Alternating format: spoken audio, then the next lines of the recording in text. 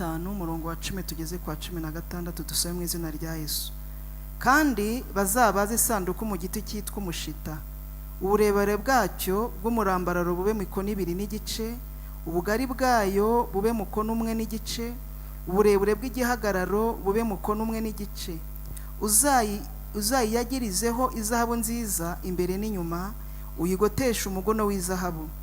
Uyitekere izahabu zivemo ibifunga 4, ubishyire ku nkokora zayo zo hepfo uko ari enye. Ibifunga 2 bibe mu rubavu rumwe, ibindi 2 bibe mu rundi. Ubaze imijisho mu mushita, uyiyagirizeho izahabu, ushyire iyo mijisho mu bifunga byo mu mbavu z'iyo sanduku, bajye bayiremereza. Iyo mijisho igume mu bifunga by'isanduku ntikabivemo. Ushyire muri iyo sanduku ibihamya nzaguha. Amen. Amen. They shall make an ark of acacia wood. The cubits and a half shall be its length, the cubits and a half its breadth, and cubits and a half its height. You shall overlay it with pure gold, inside and outside shall you overlay it. And you shall make on it a molding of gold around it. You shall cast 4 rings of gold and put them on its 4 feet, 2 rings on the one side of it, and 2 rings on the other side of it. You shall make poles of acacia wood and overlay them with gold. Amen. Amen. Ndagira ngo mubumbe Bibiliya zanyu. I would like you to close your Bible murebe hano and pay attention to me. Tuganire aya magambo. And then we shall share the word of God. Mutwe wa magambo tugiye kuganira. Our theme today uravuga isanduku y'isezerano n'imbaraga zayo. Our theme today is the Ark of the Covenant and its power. Isanduku y'isezerano n'imbaraga zayo. The Ark of the Covenant and its power. Abisirayeli bava mu Egiputa, when Israelites came from Egypt, bakomeje inzira y'ubutayu. They kept the way through the wilderness. Bamaze iminsi 30 irengaho. After more than 30 days in the desert, baba bageze mu kibaya cya Sinai. They made it in the valley. Bageze mu kibaya, when they made it to the valley, Uwiteka asaba Mose ko bahagarara. The Lord God asked them to cease, to stop, bagakambika, and to encamp, to stay there. Bagashinga amahema yabo. They would pitch their tents.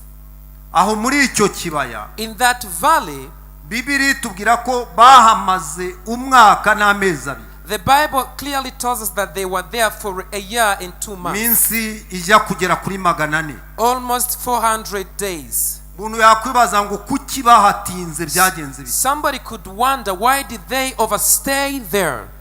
Aho ngaho Imana yashaka kuhabahera gahunda y'urugendo. In that very place, God wanted to give them the course and the plan of the journey. Buriya turahamagarwa. So normally we are called, ariko bikadusaba ko tubanza kwitonda. But it requires it behooves us no kwiga neza iby'uru rugendo. To study about this journey we are about to embark. No kwiga neza aho tujya. And to study about the journey. Akenshi duhamagarirwa mu kintu gisana n'umuriri. Mostly we are called in fire.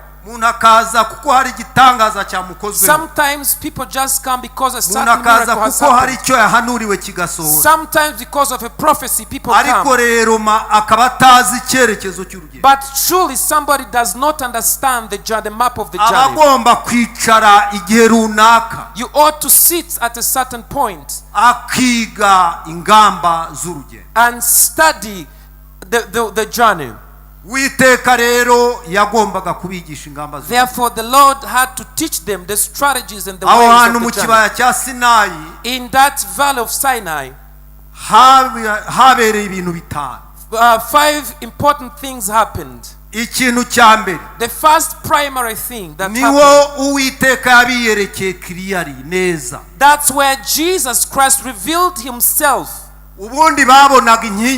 Normally they would see the pillar of the cloud.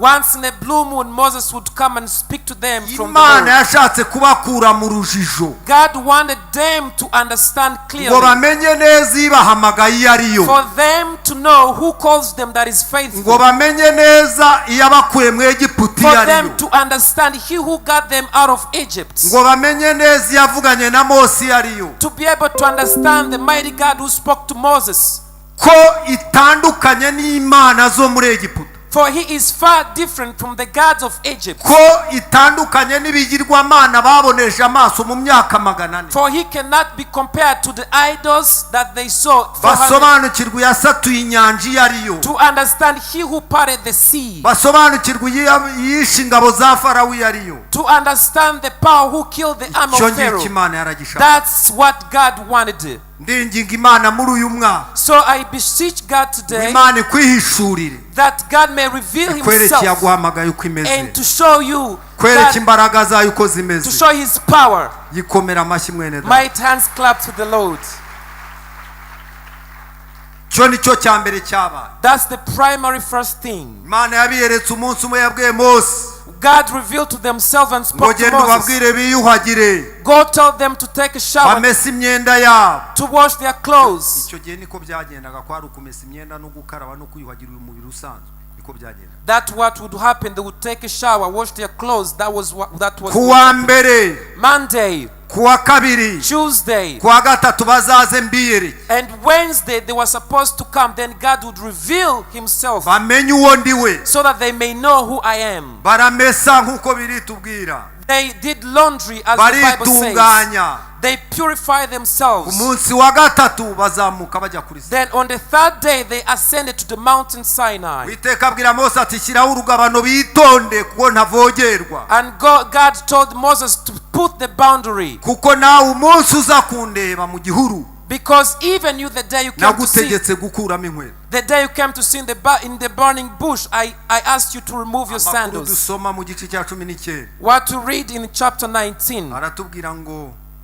bakiri hafi y'ikibaya, bakiri mu kibaya bataregera umusozi, What to read as they were close to the valley. bagiye kubona imirabyo ngo pshwa, All of a sudden he saw the lightning, bagiye kumva inkuba ngo bibirubu, and the thundering was too much. bagiye kumva bumva umusozi uranyeganyega, The mountain was terribly bagiye shaken, kubona babona ibirimi by'umuriro biramanuka, and they saw the fire. ariko Uwiteka yari ataraza. But the Lord hadn't come yet. Bavandimwe duteraniye muri iri Brethren teraniro, gathering here Imana today, yacu ni inyembaraga nyinshi. our God is powerful. Umunsi izaza imisozi izatigita, When he comes, the mountains will shake. umunsi izaza ibintu bizahinda umushitsi, When he comes, things will tremble. ibyo bintu biguhagaze imbere n'impanuka izabitigisa, All those things that seem to be ibyo bintu mountains, bigukomye imbere n'impanuka izabivanaho. every mountain that is Zamura in Imana front of icyubahiro you, mwene data. glory to God. Barananirwa, And they were tired. babwira Mose bati niba ibyo ari byo bibanziriza, They said, if those are the preliminary works, nta muntu n'umwe wayireba mu maso. no one will be able to face God. Barakata basubire baramubwira bati ibyo ikubwira tuzabyemera byose uko biri. And they went back to say, they say to Moses, whatever he says, we shall accept. Iwacu habagayo umugabo w'umusinzi, Back home, there was somebody who was a drunkard.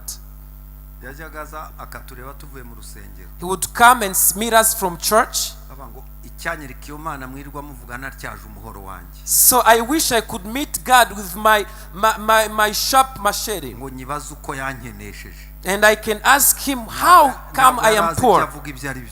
For sure, he didn't know what he was doing. Umunsi Imana izamanuka, So the day that God will come umunsi down, Kristo azakandagira ku bicu, the day Christ will come, abanyabyaha b'abanyembaraga n'abanyamahane all those people who are bose quarrelsome, bazarigita ntawe uzamenya aho they bari. shall also them Imana hide. yacu iteye ubwoba, God is tuyizamura powerful. icyubahiro n'inyembaraga. Glory, God is powerful. Icya kabiri cyabaye, The second thing, niwe Uwiteka yagiranye nabo amasezerano God gave them a covenant ashingiye ku mategeko.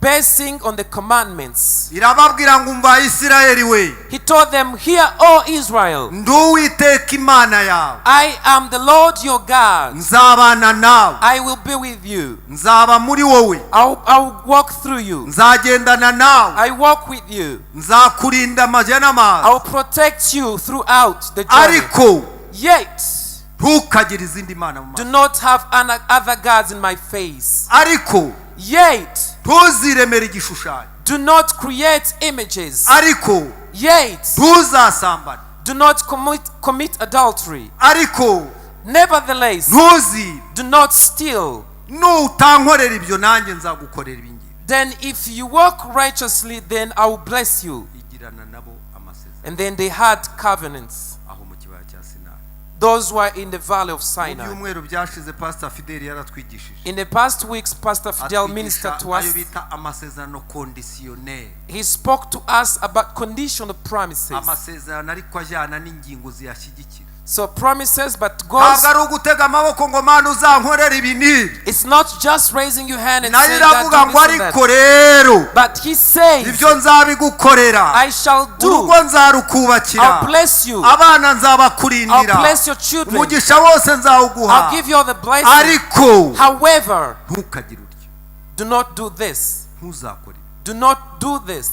ntuzakore Do not do this. nanjye nzagukorera Then I shall bless ibyo you. byose yabibabwiriye kuri Sinayi He told them all thoughts in the valley of Sinai. cya gatatu The third thing, niho bategekewe kubakira Uwiteka inzu and then they were commanded to build the tabernacle for the Lord. The tabernacle for the Lord. inzu yimukana Move the tabernacle for the Lord. Imana ngo irababwira ngo sinshaka gukomeza kuvugira mu gicu sinshaka gukomeza kuvugira hirya no hino ndashaka ko munyubakira nk'abegera tukajya tuvugana ku manywa na nijoro. God told them, I want a specific place where I can speak to you. I don't want to speak to you in the bush. I want to speak to you somewhere. Mose agira ikibazo So Moses was concerned. ko nta bafundi mfite nzabigira nte. I don't have any masons, any architects. Imana imubwira ko izihagurukiriza abakozi. And God said that he himself will get. Nkomera ku rutugu rwa mwene se umbwire ngo Imana yigirira abakozi. God has people. Mumbwire uti kandi nawe ushobora kuba uri umukozi wayo. And you could be among God's people. Iramubwira ngo nzaguha abakozi. God told him, I will give you workers. Muri gice cya 31 mu murongo wa mbere.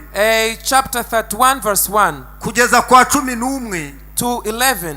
iramubwira ngo dore mpagurukije runaka. He said, look, I have appointed so and so. Ndetse na runaka. And so and so. Mbasutseho umwuka w'ubwe. I have poured the spirit of discernment. Ubwenge bwo gukora ibintu by'ubukorikori. Spirit of wisdom. Abo ngabo bazagira architecture. They will do an architecture. They will be architects. Zagira ubuhanga bwo kubaka. They will have understanding, wisdom byose bazabikora. to build and put in place everything.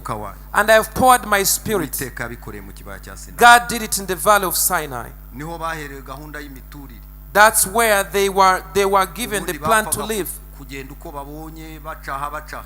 They would just go without any destination. But God said, establish destinations in the north. Let there be 3 families. In the south, let there be three families. In the east, let there be 3. Even in the west, 3 families. And whoever wants to come to the tent of meeting would. And God gave them a plan. And the 5th thing that happened,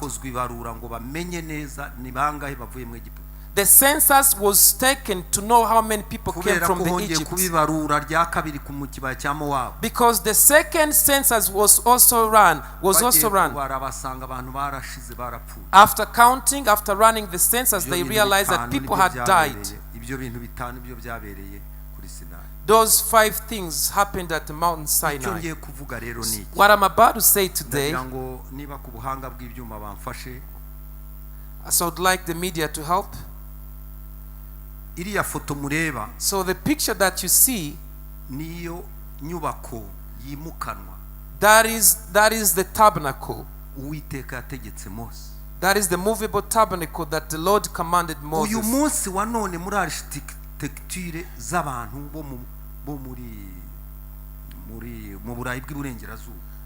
These days in the architect of the people in the West, even in America, they have not yet found out how come what this tabernacle is made of? ntabwo kuko harimo amabara ayo bita ubutare byera, ayo bita umukara wa kabayonga, ayo bita umuhemba n'imuhengeri. So it has very many different colors. Yes, sinzi ko mu cyongereza wayabona za mukara wa kabayonga, umenya mu cyongereza bitabamo aya mabara yose. So all these different colors n'inkingi zikoze ririya he, and strong pillars that made the ntabwo tabernacle. uyu munsi baribaza uwabikoze uwa. Today they haven't found out yet how they did it. Ntabwo uyu munsi baramenya uwakoze iriya plan. So no, they don't know who made the blueprint of that ariko Bibiliya tabernacle. iratubwira But the Bible is clear. ngo Uwiteka yazamukanye Mose So God took Moses amukorera plan yose mu ijuru. and gave him the blueprint. erega ibyo dukora ntabwo tubiherwa hano. So what we do, we don't get it from ni here. umwuka wera wabigabye mu itorero. It is the Holy Spirit inspiration in the imyubakire church. y'itorero igengwa n'umwuka wera. The construction of the church is under the authority of the muramutse Holy mubajije Spirit. umushumba mukuru uko byagenze, If you are to ask ni Bishop, hehe yaherewe plan? where was he given the blueprint? Umwuka wera ubitanga. It is the Holy Spirit who gave him the Mwanyemera tugakomera instructions. Imana amashyi. Might hands clap to the Lord. hanyuma ubwo yahuhaga muri ba bahungu, So as he breathed through those boys, he breathed ikabahuye mwuka wayo. his spirit. niwo baherewe ubuhanga bwo gucura So they were biriya. given understanding and knowledge. ndakwifuriza ko Imana igusukaho umwuka I wera. wish God would pour his spirit ndakwifuriza ko today. Imana igusukaho I imbaraga. wish God would pour power. ndakwifuriza ko Imana iguhagurutsa My wish is God to kugira raise ngo you umenye neza ibikwiye gukorerwa mu so that you nzu may understand what he's y'Imana. about Komera to amashyi do. mwene data. Round of applause to the Lord. abo nibo bakoze ko mubikuyeho. ndakigisha imbere muri ya hose In there, in the tent of the meeting, the tabernacle, harimo ibintu byinshi. there were many things, many articles. hari ibyari hanze There were those that were outside, n'ibyari mu nzu. even those that were inside. uko umukristo agenda yinjira mu itorero, As a Christian keeps coming into the church, niko agenda agira ubwenge so does he gain knowledge and ngo understanding amenye neza ibiba mu nzu y'Imana. to understand everything that happens hari in the house n'ibiba of the Lord. hanze dukorera hanze, There are even those things outside, ariko hari n'ibindi by'amabanga but there are other mysteries byo mu nzu y'Imana. in the house of the Lord. uko umuntu agenda akura, As you grow spiritually, arerwa, as you were nurtured, akemera kurerwa, you're allowed to be ndetse nurtured kwanga kurerwa. and not to refusing to be nurtured. ugomba kwemera kurerwa. You have to accept to be nurtured and educated. muri iyi minsi ngira ngo mu kuva muri uku kwezi no gutaha n'ukundi tuzaba turi muri structure z'iby'amaserire. So these days will be restructurizing and seeing what the families. iki ni impamvu ki wagize ngo ni ibiki?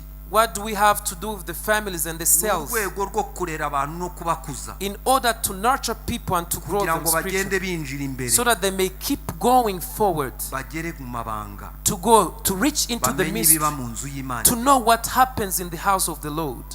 aho mo imbere Inside the tabernacle, harimo ibintu byinshi. there were so many things. kimwe nicyo ngiye kuvuga, So I'm going to speak about one nicyo of them. nababwiye cyitwa isanduku y'isezerano. So the Ark of the Covenant. agafoto kayo menya bagafite I believe they have the picture. bakankirira. I would like them to put it on the screen. harimo ibintu byinshi, There were many articles. harimo ibikoresho byinshi. There were many vessels. reka mbabwire ko harimo n'amafurusheti manini yarura inyama. There were even forks, big forks. iyo batambaga igitambo Whenever they would give an offering, batekaga n'inyama. they would give offerings. They would also harimo cook meat. ibikoresho rero byagenwe mu nzu y'Imana. There were vessels to be used in the house of the Lord. n'uyu munsi wa none Even today, mu itorero harimo ibikoresho byinshi. in church there are so many vessels. ibyo byose Uwiteka yari yabwiye Mose All those God had commanded ngo Moses azabisukeho amavuta yerayo, to put the olive oil on them. azabisukeho amavuta To put the olive oil on them, kugira ngo bikore imirimo ye. so that they may be used. kimwe muri byo ni isanduku y'isezerano. One of them was the Ark of the Covenant. iyi sanduku ngiriye That's the picture of the Ark of the kuriya Covenant. niko yari imeze. That's how it looked like. yari ifite metero ebyiri It had 2 meters na metero ebyiri z'ubuhagarike. 2 meters, the height was 2 meters and width 2. kandi yose uko yakabaye And all of it, yari izahabu gusa. it was made of pure gold. biriya bintu bakeka ko igihe abaroma basenya Isirayeli It's suspected that when the Roman Empire came to Israel, bakeka ko aribo babitwaye. they are the one who stole those things. Izahabu yose Every gold barayitwaye. they plundered every gold. no mu byifuzo Isirayeli ifite Even one of the wishes that barashaka Israel has, kongera kubaka urusengero they want to rebuild the bakongera temple bagashyiramo biriya bintu. and to put back all the vessels, all the bavuga ko articles. intambara zizarangira They usually say that at the end of ari the uko wars, byongeye kubaho biriya bikoresho. those vessels and the articles have kubera been iki brought. bavuga biriya bikoresho? Why do they speak of those? kuki bavuga iriya sanduku? Why do they speak of the Ark of the Covenant? iriya sanduku y'isezerano That Ark of the Covenant, niyo yonyine yabaga hera cyane. it is the only thing that was in the Holy of Holies. iriya sanduku y'isezerano That Ark of Covenant, niyo yari umutima w'isezerano rya kera. it was the heart and soul of the old promise. iriya sanduku y'isezerano That Ark of the niwo Covenant, Uwiteka yiyerekaniraga ku batambyi bari mu ihema. it is where the Lord would come and appear to those who are in the iriya tent. sanduku y'isezerano The Ark of the Covenant, niyo yashakiraga abisirayeli inzira. it is the one that would make ways where there was no way for the ndagira ngo Israelites. yemwe abankurikiye Those who are following me, baba bo twicaranye muri iterambere whether you're seated here n'abadukurikiye onorayini, and online followers, iriya sanduku y'isezerano the very Ark of the niyo Covenant, yari insinzi y'igihugu cya Isirayeli. it was the victory of the Israelites. uyu munsi barayibuze So one day they couldn't ndetse find, bakeka ko na jenoside yabakorewe so they lost it. ishobora kuba ari impamvu yo kubura iriya sanduku, Even the genocide they had, it was because of the loss of the Ark of the kuko Covenant. bagaruka inyuma Because when they come back, bakibuka igihe Isirayeli yarageze kuri yorodani, and remember when the Israelites came to the Uwiteka yabwiye Jordan, mose, God spoke to Moses, yabwiye yosuwa God spoke to ngo bwira Joshua, abatambyi bahetse isanduku y'isezerano tell the priests carrying the Ark of the Covenant batambuke imbere, to move forth, bajya imbere y'iteraniro, to go before the bajya imbere congregation, y'abantu, to go before the kandi people, bagende bahetse isanduku and y'isezerano. to walk carrying the Ark of the nibakandagira Covenant. muri So yorodani, when they step into the yorodani Jordan, iribwiriza the Jordan will, kuko isanduku igoswe n'icyubahiro the cyane, Jordan will part. kuko isanduku igoswe n'icyubahiro It cyane. was surrounded by Umva the uko glory of the byagenze Lord. bene data. Hear what happened. bageze mu mazi When they came into the Jordan, bakandagiye bahetse iyo sanduku, They- abandi bagenda baririmba, they stepped while carrying the Ark of the Covenant, and others were behind amazi singing. aribwiriza arakama, And the water dried up. amazi aribwiriza arakama, And the water dried up. baratanga. And they went through. iriya sanduku The Ark of the Covenant, niyo yabashakiraga inzira, it would make ways for them. niyo yabashakiraga inzira. It would make way for them. dufite ikidushakira inzira, So we have what makes a way for ntituri us. gutarataza. So we don't have to. ndagutangariza ndi imbere yawe, I would like to tell you today, imana igiye kuzaca inzira God is going to make a kubera way isanduku y'isezerano. because of the Ark of the Covenant. ese waba uyihetse? So are you carrying the Ark of the iyo Covenant? sanduku urayikoreye, urayihetse? Are you carrying the Ark of the Covenant? iyo sanduku kandi And that Ark of the Covenant, niyo yatumye inkike z'Yeriko ziriduka. it is the one that enabled them to break down. munsi bazengurukaga Yeriko, The day they surrounded Jericho, muri ya minsi irindwi, in those 7 days, ku munsi wa karindwi on the 7th day, yosuwa yarabwiye ngo abatambyi bahetse isanduku Joshua told the priests carrying the babanze Ark of imbere the ya Covenant, rubanda, they should come before abandi everyone, bafata amahembe, and others should take their abandi horns, bafata imyirongi, others flutes, batangire kugenda babivuza isanduku ibari imbere. and start sounding, using them. bagize ngo barabikora, So as they did it, isanduku izengurutse Yeriko, so the Ark of the Covenant Yeriko was yose around Jericho, irariduka, and the whole Yeriko Jericho, yose amabuye araritagurika, the Jericho was down. Yeriko ikuri imbere muri iki So gitondo, the Jericho before you, isanduku y'Imana izenguruke, lets the Ark of the Covenant go around senyukira imbere yawe. and to break everything before mbwira uwo you. mwegeranye Tell your neighbor, ngo Yeriko izasenyukira imbere yawe. the Jericho will break down before you. niyo yatumye abafilisitiya baneshwa. So it is the one that gave victory. ndagira ngo nsabe Asumuta I'd like Pastor Sumta ansomere muri Samweli wa mbere igice cya 4 in the book of Samuel chapter 4, umurongo wa 4 kugeza ku wa 6. book of Samuel chapter 4 from 4 to 6. Samweli wa mbere 4 umurongo wa 4 kugeza kuri 6. In the book of Samuel, kadusome mu izina rya Yesu. let's read in the name of Jesus. Igitabo cya mbere cya Samweli 4 umurongo wa 4 tugeze kuri 6. Maze abantu batuma ishiro bavana isanduku y'isezerano ry'Uwiteka Nyiringabo wicara hagati y'abakerubi, kandi abahungu bombi ba Eli, Hofuni na Finehasi, babaga ku isanduku y'isezerano ry'Imana. Isanduku y'isezerano ry'Uwiteka igeze mu rugerero, Abisirayeli bose bavugira hejuru n'ijwi rirenga, isi irirangira. Abafilisitiya bumvise urusaku rw'amajwi yabo, barabaza bati, urwo rusaku rw'amajwi arenga ruturutse mu rugerero rw'Abaheburayo n'urw'iki? Hanyuma bamenya ko ari isanduku y'Uwiteka isesekariye mu rugerero rwabo. Amen. Amen. Amen. Abafilisitiya bakubisa Abisirayeli. The Philistines beat the Israelites. Barabarwanya ndetse barabatsinda. They fought them fiercely and overcame. Abisirayeli babonye ko bananiwe, When the Israelites were tired, batumaho ishiro n'isanduku yabaga. so they sent people to Shiloh to bring the Ark of the Covenant. Barababwira bati mutwohereze isanduku, They told them, send us the Ark of the insinzi Covenant. yacu turayizi, So we know our victory. insinzi yacu turayizi. We know the inception of our victory. Iyatumye twambuka Yorodani, It enabled us to cross the Red Sea. iyatumye inkike z'Yeriko ziriduka. It broke down the Jericho walls. Insinzi yacu turayizi, We know where our victory comes from. iri ku isanduku y'isezerano. It comes from the Ark of the Reka Covenant. ntangarize uwicaye Let muri me twe, announce to each and insinzi every yacu one tuzi aho iva. we know where our victory comes Abaza aho from. iva nibazamura Imana icyubahiro. Those who know where it comes Iva from, ku isanduku y'isezerano. it comes from the Ark of the Covenant. Irimo iby'Imana yasezeranye natwe. So it has everything God promised. Uko byagenda kose, No matter what happens, naho imiyaga yahuha, though the winds may blow, ntabwo inyanja zakwirinduriza, though the oceans and sea may rage, nubwo ababisha baba benshi mu nzira, though the enemies may be many, ariko duherekejwe n'amasezerano ari ku isanduku. but we are escorted and protected by the Ntabwo promises. tuzapfa, We shall never die. ntabwo tuzasinzira, We shall never die. Uwiteka adasohoje amasezerano yavuze, We shall never die without seeing the good Uwiteka promises of adasohoje the icyo Lord. yavuze kuri twe. Indeed, the Lord will fulfill His promises on our lives. Umwanzi nashaka akora ate, No matter what the enemy does, ariko duhetse isanduku we are y'isezerano. carrying the Ark of the Abahetse Covenant. isanduku y'isezerano, He who is carrying the reka Ark of the mbasabe muzamure Imana Covenant, icyubahiro. lift up your hands. Duhetse isanduku We y'isezerano. are carrying the Ark of the Covenant.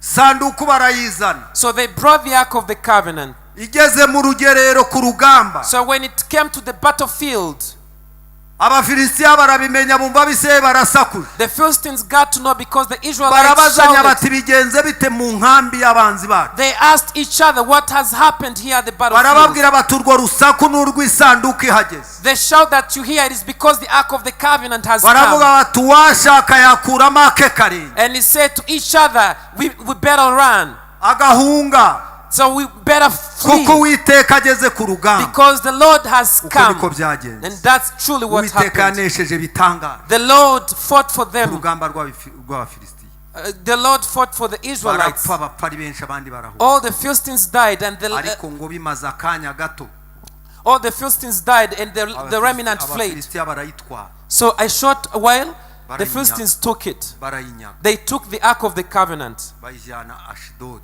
They took to Ashdod. bayijyana mu nkambi zabo, They took to their camps.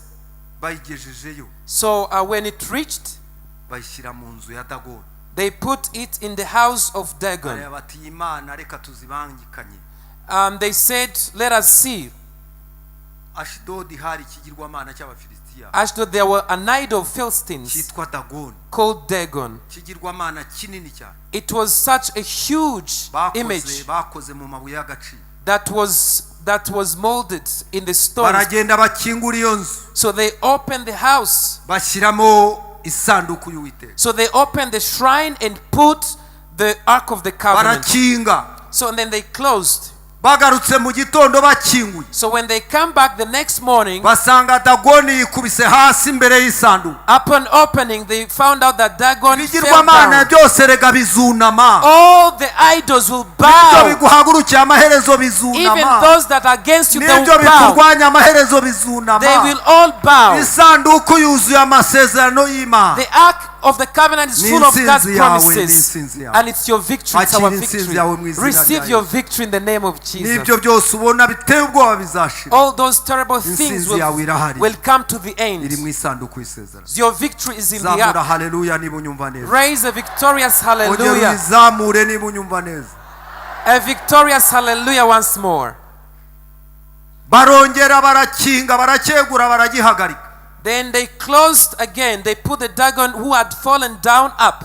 Barakinga baragenda. Then they closed and left. Bagarutse mu gitondo. When they came back the next morning, Basanga Dagoni yaguye irashwanyuka. they found that Dagon crashed Amaboko down. yaguye hariya. The hands were off. Amaguru yaguye hariya. The legs were off. Umutwe nawo waguye The hariya. head was off as well. Abafilisitiya bagira ubwoba. And the Philistines were terrified. Baravuga bati ibi ntabwo byoroshye. They said, this is not easy as we thought. Sanduku y'Imana izaturemerera. The ark of the covenant will Bibiri overpower tubwira us. ko yabateje n'ibibyimba. The Bible says they even had Umugabo tumors. yabyuka agasanga ikibyimba kiri hano. So they would wake up with boils on Umugore their yabyuka face. agasanga ikibyimba kiri mu kwaha. The woman would wake up and find Abana boils. babyuka bagasanga ibibyimba biri ku mavi. So they would wake up with boils Barwara everywhere. ibibyimba igihugu cyose. They had boils the whole Baravuga bati country. ibi nta kindi And kibidutera. they said there is nothing. Ni isanduku y'isezerano ry'Imana It is the ituremera. ark of the covenant is Yemwe overpowering abahetse us. isanduku y'Imana. They carrying the ark of the Yemwe abahetse covenant. isanduku y'Imana. They carrying the Nimuhumure dufite fear ubutsinzi. not. You have victory. Nimuhumure dufite intsinzi. We have victory. Komera Imana amashyi mwene data. Round of applause to the Lord. brethren. Nimuhumure dufite intsinzi. Fear not, to have victory. Ndakomeza kuvuga isanduku umuntu akibaza ati ni iki? I keep saying the ark of the covenant. You may ask, what is it? Isanduku y'Imana ni ubutumwa bwiza. The ark of the covenant is a good Ubutumwa bwa gospel. Yesu Kristo twakiriye. The gospel of Christ we received. Nibwo bwuzuyemo amasezerano yose It y'Imana. is full of all promises Abakiri of God. ubutumwa muzamura Imana amaboko They tuyicyubahiro. that received, put your Burya hands up. urabubitse iwanyu. So you keep it in your house. Burya urabubitse mu muryango It wawe. is in your family. Ubwo butumwa buzagutsindira. The good gospel Ubwo will fight butumwa for you. buzagukiza. It will give you Ubwo triumph. butumwa buzagutabara. It will vindicate you. Nibutse umusore umwe.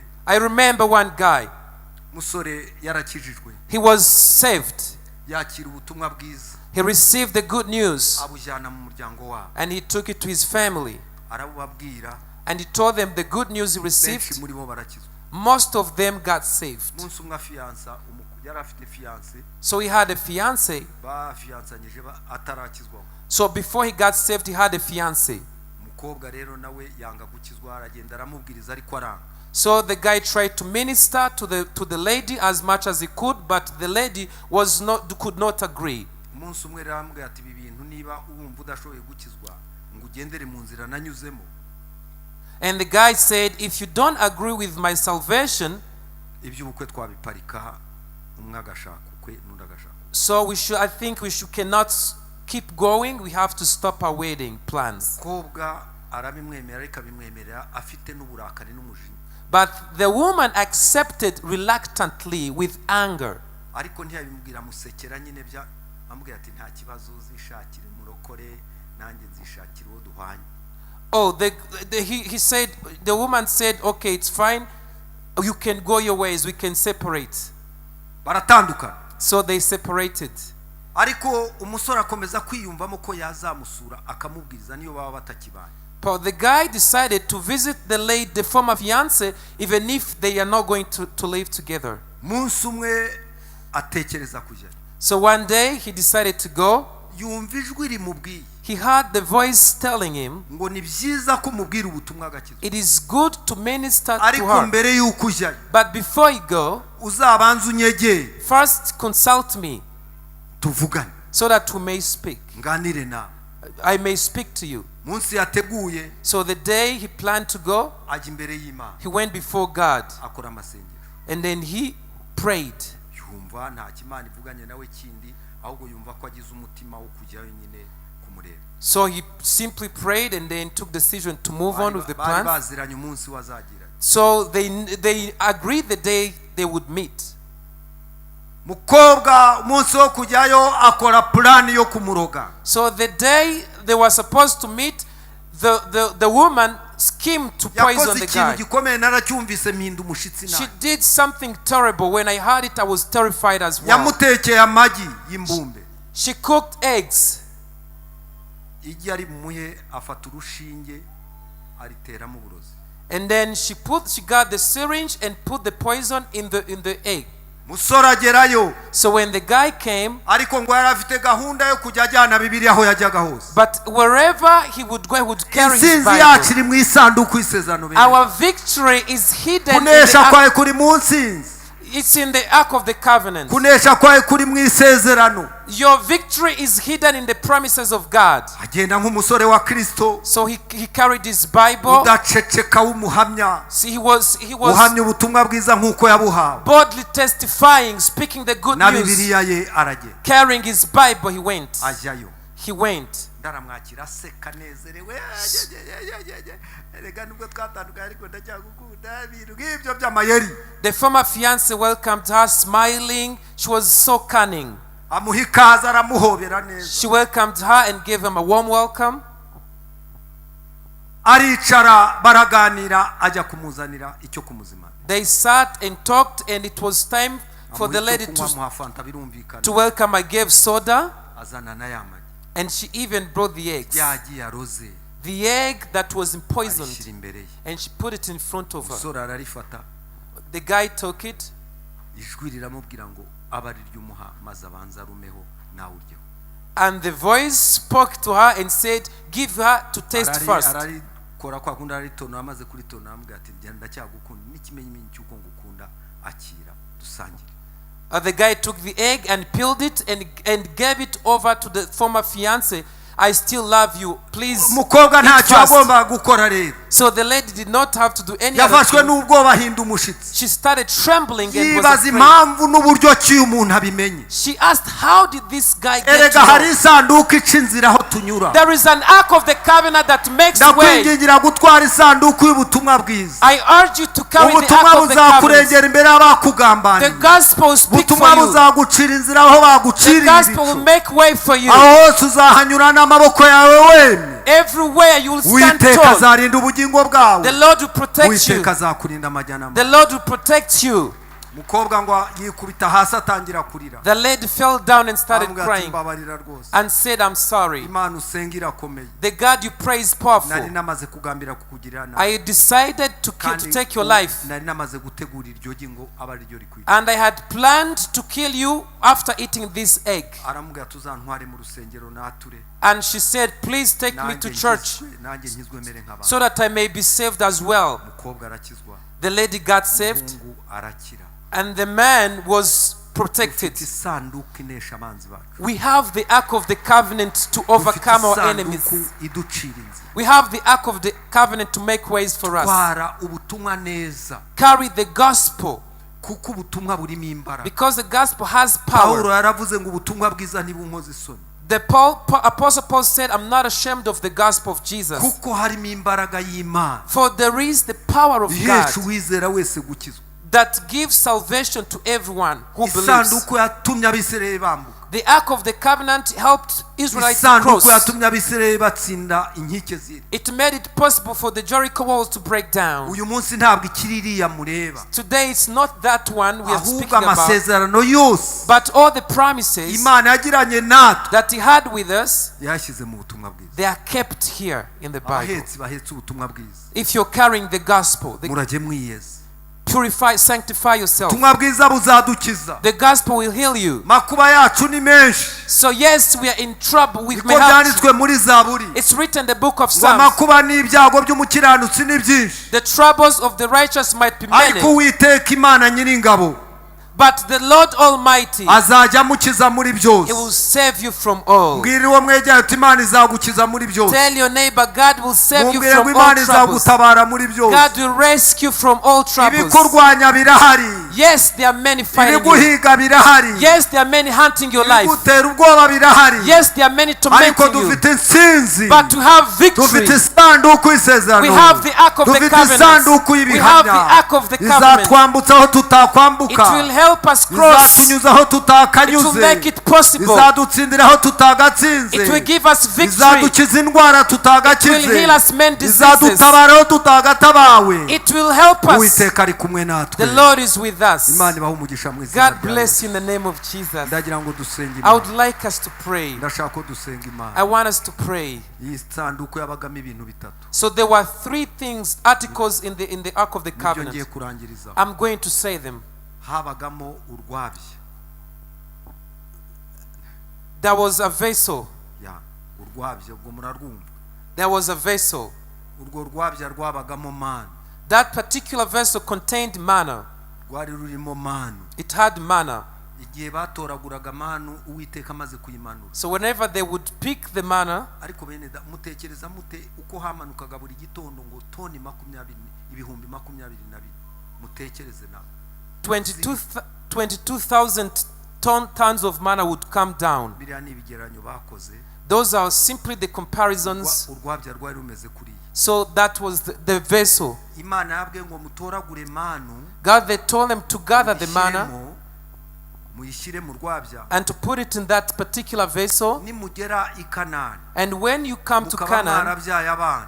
after giving birth, muzajye muyibereka. show them this vessel mubabwire ko containing imana manna yabagabura ibiryo mudahinga. and tell them that God fed you. mubabwire ko imana yabagaburiye mu rugendo rwo mu butayu nta kintu kihaba. Tell them that God fed you through the journey in the desert. We still have that heritage. mwene data Didi yamaze kubaza ngo wagukorera inventaire akagukorera ibarura ry'ibyo wariye muri uyu mwaka wavuga ko wahembwaga hehe. Brother Didier was trying to say if they were to run an inventory and iriya ask mani you, iratwibutsa ko imana ibasha gutunga abantu. the manna reminds us that God is able ubuhamya to provide. twarabwumvise muri covid inzugi zikinze. So we had the testimony ariko from the uwiteka COVID. agatunga abantu. But God will n'uyu munsi provide. aracyafite ubushobozi bwo gutunga abantu. God still provides. tumukomere amashyi bene Might hands data. clap to the Lord. aracyafite ubushobozi bwo kudutunga ku manywa na God nijoro. is still a provider day in abwira ngo and day out. muzababwire ko imana yabatunze. And he told them God told mudakora them kandi that mudahinga. God provided for you Imana without ikabagaburira. you toiling. God would feed you. icya kabiri cyari kirimo The second thing, ni ibisate bibiri by'amategeko. there were 2 tablets of the commandments of the Lord. ibyo bisate bibiri by'amategeko ya Mose The tablets of the commandments given to Moses, byerekaga abisirayeli they would show the Israelites imana yera kandi igakirana. that God is holy and righteous. twebwe tugenda tugwagwana. So sometimes we backslide, we rimwe na fall. rimwe tuba dufite imbaraga ubundi ntazo dufite. Sometimes weak and other times strong. rimwe na rimwe tuba twakiranutse ubundi twakiraniwe. Sometimes would be right, other times ariko wrong. imana yacu ihora ikiranuka. But God is ever holy and Tuyizamure righteous. icyubahiro. imana yacu ihora ariyo. Glory, God is ever holy. icya gatatu cyari kirimo And the third thing, yari inkoni ya Aroni. there was a staff iyo nkoni ngo That's- bagize impaka that they debated upon the staff. ngo n'indi mana itoranije n'indi mana yemera. So they would argue and dispute who God has Reka nongere accepted and mbabwire chosen. ko Aroni arakomeye. So Aaron is great. Aroni ni umutambyi mukuru. Aaron was a high Imana priest. yamuhaye inkoni abandi badafite. God gave him a staff Imana that yamuhaye other inkoni didn't have. twebwe bandi tudafite. He gave him a staff that we Aroni don't ni have. mukuru. Aaron is greater. Bwira mwene so ngo Aroni ni mukuru. Tell your neighbor that Aaron is greater. bajya impaka bati natwe yadukoresha natwe byagenda gutya induru ziravuga ntabwo ari we wenyine. inshuti zanjye bene data Aroni ni Aroni. They disputed, they had arguments, but Aaron was chosen by God. ababwira ngo babwire bazane inkoni zabo bose And he told them all to bring their baziraze staffs imbere yanjye and to put it before me. impaka nzazica. And then I will clear the disputes. bose barazizana They all brought their staffs ngo bazigeze aho zirara imbere y'Imana. and they put them before God. mu gitondo bagiye kureba The next morning, basanga inkoni ya Aroni yari yarumye so they found out that the staff of Aaron that was dried, yongeye iba mbisi. it blossomed. izaho uburabyo It blossomed. izaho uburabyo It blossomed. izaho uburabyo. It budded. Mose arayegura And Moses took the staff. Uwiteka aramubwira ngo guhera none And God said, from now on, uzashyire mu isanduku y'isezerano put it in the Ark of the Covenant. izajye yibutsa abantu And let it be a reminder yuko Imana izura abapfuye that God resurrects the dead. nubwo abantu baba barumye Though people might be amagufwa dry, yabo akuma their bones are dry, bakaryama aho ngaho imbere they yanjye could lie before you. amaherezo bazongera beguke babe bazima Eventually they'll be iriya nkoni yari stronger ikimenyetso again. cyo kuzuka kw'abapfuye The staff aba was bose the sign dushyingura of n'abo resurrection. twashyinguye ejo Those that we bury, ejo twashyinguye umukobwa w'imyaka 32 a 32-year-old, mwiza bene data yaduteye agahinda murebye ifoto ye namwe a 32-year-old lady abo died. bose bagenda bapfuye umunsi All those that die, hari ikimenyetso cyo kuzuka kwabo there is a sign of a iriya nkoni resurrection. yapfunditse uburabyo ikaba nshya mbisi So the staff that ni budded and ikimenyetso cyo became kuzuka fresh, kw'abapfuye it is the sign of the people who icya resurrect. kabiri nanone The second ni thing, ikimenyetso cyo kuzuka kw'abapfuye bahagaze it is the sign of people who are going to be raised. nubwo bamwe bariho Though people live, ariko barapfuye they are dead walking kuko men. Bibiliya iratubwira ngo abantu bapfuye bazize ibyaha byabo Because the Bible says iyo that people umuntu ari die umunyabyaha aba apfuye when someone is a iyo sinner, umuntu is dead. atarakira Yesu aba apfuye When you're not a Christian iyo yet, umuntu you're dead. atarakira agakiza ka Kristo aba apfuye When you haven't received the icyo salvation, cyari you're ikimenyetso dead. cy'uko abo nabo babasha kuzuka That was a sign to no say muri that iri teraniro ushobora even in kuzuka this church ukaba muzima you may Imana raise, ikakugirira you can neza resurrect and be Tugiye blessed. gusenga We Imana. are about to pray. ndumva nshaka kubanza kugusengera I want to pray with we you. wumva utariho If you feel you're not kubera okay, ibyaha byawe you feel you're not kubera okay kutarakira Yesu because you haven't received Bibiliya Christ. kugereranya n'uwapfuye The Bible compares you as a dead ndagira ngo walking man. tugusengere Imana I would like to pray for ndagira you. ngo tukwatuza agakiza ukakire muri I would like you to confess, muri iki cyumweru cya mbere to confess in the first week cy'umwaka wa 2024 of the year Imana 2024. izakurangaza imbere The Lord will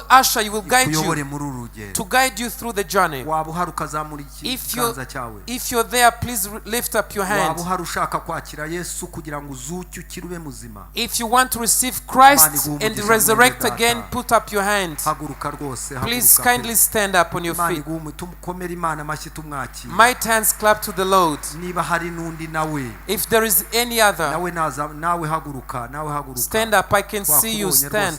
We've seen you stand niba up. hari n'undi basore beza ndababonye If there are others, nimutere intambwe muze hano imbere step forward. tubasengera We'll Imana pray for you. iyi nkoni yerekana kuzuka kw'abapfuye mu mutima The stuff that shows uhere that ko muzuka mube bazima be resurrected again. muzukane na Kristo uyu Rise munsi. with Christ today. niba hari undi nawe natambuke If there is somebody else niba hari wants to undi receive, nazamura ukuboko if you're there and you want to Imana receive iguhe umugisha salvation, nshuti. come Imana iguhe forth. umugisha mwene God data. bless you, Imana brethren. ibahe umugisha abasore God beza bless you. dukomere Imana amashyi God bless you, tubakira young men. aba barazutse They are resurrected erega niko now. dusoma muri Luka That's why we read in the book of haravuga ngo Luke. uyu mwana wanjye yari yarapfuye It says, my son was dead, none arazutse but now he's risen. yari yarazimiye He was lost, none aragarutse but now he's found. dukomere He's Imana back. amashyi ku bwabo Might hands clap ko to bagarukiye them, Imana uyu munsi for they have come ese back. haba hari undi usigaye Is there any other? na mushiki wacu tumukomera Our amashyi sister, tumwakira. thank you for coming.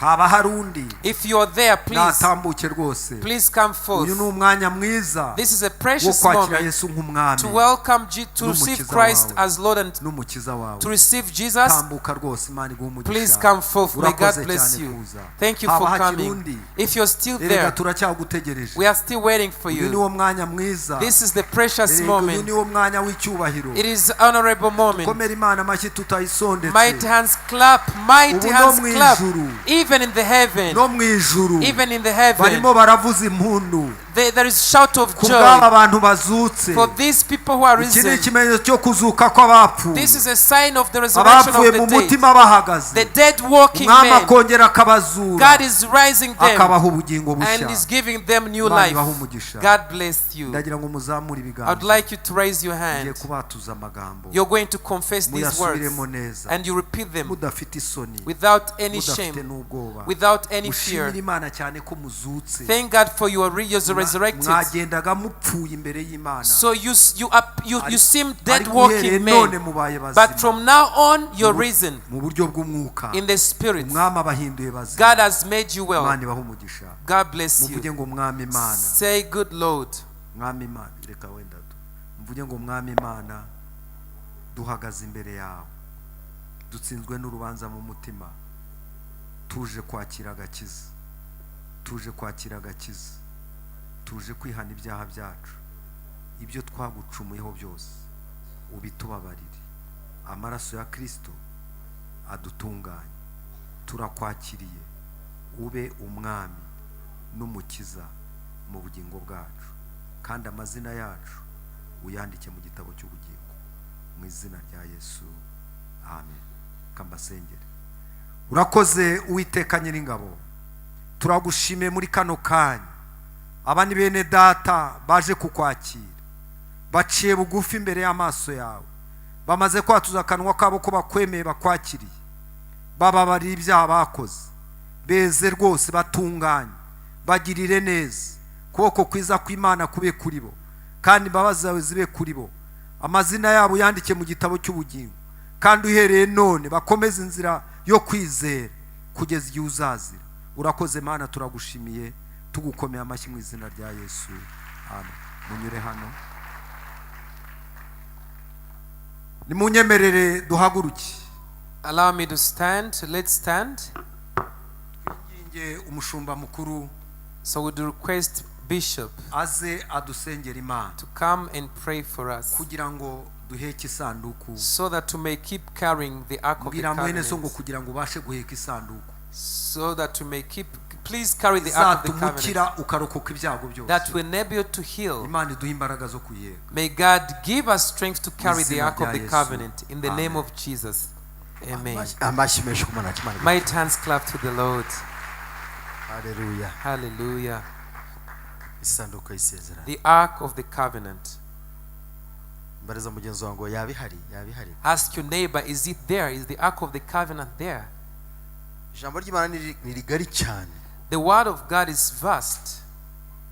Arimo ntekereza ngo kuki Uwiteka Imana yemeye ko mu isanduku y'isezerano I was wondering, why did God accept in the ark of the covenant habamo ruriya rwabya rurimo manu, to have that vessel that contained the manna?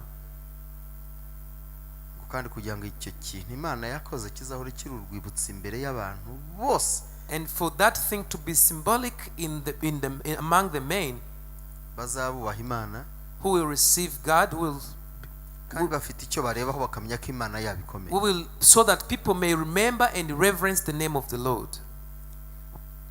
Iki ni ikimenyetso cy'uko tudakwiye kwibagirwa imbaraga z'Imana yakoze ku buzima bwacu. So this is a sign that shows that we shouldn't forget what the Lord has done in our lives. Iyo umuntu yibagiwe ibyo Imana yakoze, So when you forget of the goodness of the Lord upon your life, abasha no kuyoba inzira. you lose way.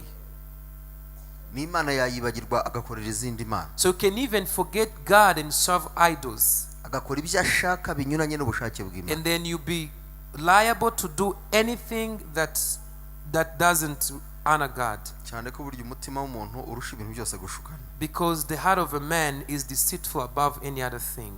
Ariko hari ibyo Imana yakoze turebaho tukagira imbaraga zo gukomeza kuyizera. But there are signs, there are things that God did, and we have hope to keep on, gives us hope to keep on serving Him. Haleluya. Hallelujah. Ikindi nkoni ya Aroni, Another thing, the staff of Aaron, so kitara imbere y'Imana n'izindi nkoni, it's not that it didn't spend the night with other staffs, ariko inkoni ya Aroni irarabye. but the staff of Aaron budded, Bigaragara ngo Aroni nubwo mutejeje amahane niwe nemera. which shows even though you're fighting against Aaron, but I accept and I appointed him. Bwira mugenzi wangu ega Imana irakwemera nubwo abantu batakwemera. Tell your neighbor, God accepts you even though people may be against you. Mumbwira uti irakwemera nubwo ahantu batakwemera. God approves of you even though men may not approve of you. Inkoni ya Aroni. The staff of Aaron. Haleluya. Hallelujah. Haleluya. Hallelujah. Bisata by'amategeko byo iyo tugene mu mategeko y'Uwiteka, Imana itugeza ku musozi mwiza w'igikondero. So speaking of the tablets that God gave to Moses, mbwira mugenzi ngo ntukibagirwe rero. Tell your neighbor, do not forget the goodness of the Lord. Ntukibagirwe imbaraga z'Imana yawe. Don't forget the power and the authority of God. Ntukibagirwe aho Imana yagukuye. Don't forget where God got you from. Ntukibagirwe ibyo Imana yakoze ku buzima bwawe. Don't forget everything God did on your life. Nubyibagirwa. If you forget, abana bawe bakabyibagirwa, and your children forget, uzamucumuye ku Uwiteka. it will be a sin to God. Haleluya. Hallelujah. Ngo kugira ngo Abisirayeli bajye babwira n'abana babo bavuga ngo dore Imana icyo yakoze. So it was a sign that even the Israelites will tell their children, this is what the Lord has done. No mu butayu Imana yaradutunze. In the wilderness, the Lord was with us. Bana bacu Imana ntimuzayireke, ntimuzayive. So let's train our children not to leave God. Imana iduha amaso yo kugira amaso yo kureba urwibutso rw'imbaraga z'Imana yacu. May God give us spiritual eyes to see and to remember everything that the Lord did. Hallelujah. Hallelujah. Hallelujah. Hallelujah. Hallelujah. Hallelujah.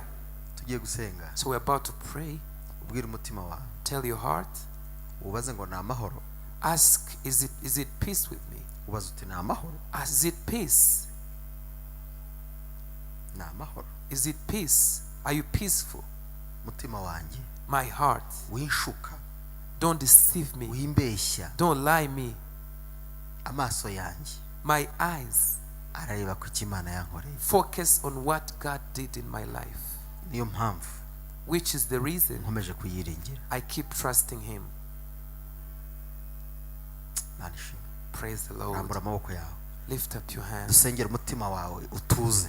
I'm praying for your heart to come. Dusengera imitima yacu kugira ngo iturize imbere y'Imana. Pray for hearts to become before the Lord. Twibuke kubaho kw'Imana ku buzima bwacu. And remember the presence of the Lord in our lives. Nitwibagirwe inzira z'Imana yanyuzemo itugirira neza. Let us not forget the goodness of the Lord upon our lives. Kugira ngo tudatesha agaciro izo nzira. So that we may not forget to value. Ikatuzanira akaga ku Uwiteka. Forget to value what the Lord has done. It would bring distress to our lives. Kandi Imana yabiduhayeho nk'urwibutso. Yet God has given all those things for the remembrance. Mana data wa twese. Heavenly Father, turabigushimiye kuko uri Imana we yacu. thank you for our Lord. Tukunezerewe ko dukunda. We are glad that you love us. Urakoze ko dufite isezerano. Thank you for the covenant.